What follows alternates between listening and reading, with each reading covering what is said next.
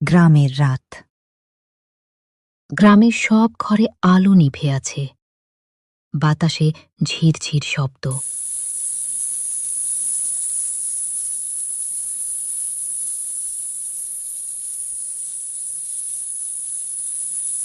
দিয়া, আজ রাতে গ্রামটা কেন এত অন্ধকার? দিদা বলেছিল আজ রাতে অশুভ শক্তি আসতে পারে, তাই সবাই নিজের ঘরে আছে। বহির্গামী অন্ধকারে একটি কালো ছায়া ঘুরছে, চোখে লাল আলো জ্বলছে।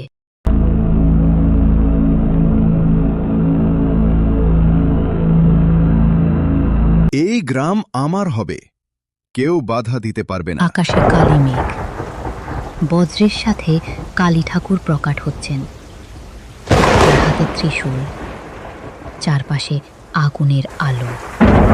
আমি দেখেছি তোমাদের ভয়, কিন্তু আমার সন্তানদের কেউ কষ্ট দিতে পারবে না। তুমি কি আমার বিরুদ্ধে কিছু করতে পারবে মা কালী? আমি শুধুই রক্ষা করব, ভয়কে মুছে দেব। অশুভ শক্তি গ্রামে ঢুকে শিশুদের ভয় দেখাচ্ছে।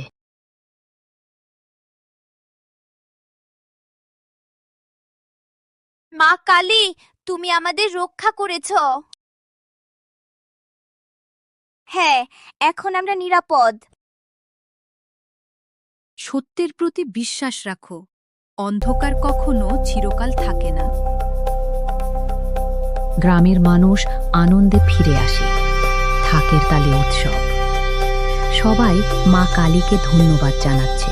আজ রাতটা আমরা কখনো ভুলবো না। মা কালী সত্যিই আমাদের রক্ষা করলেন। হ্যাঁ মা, কালী আমাদের আশীর্বাদিত রেখেছেন।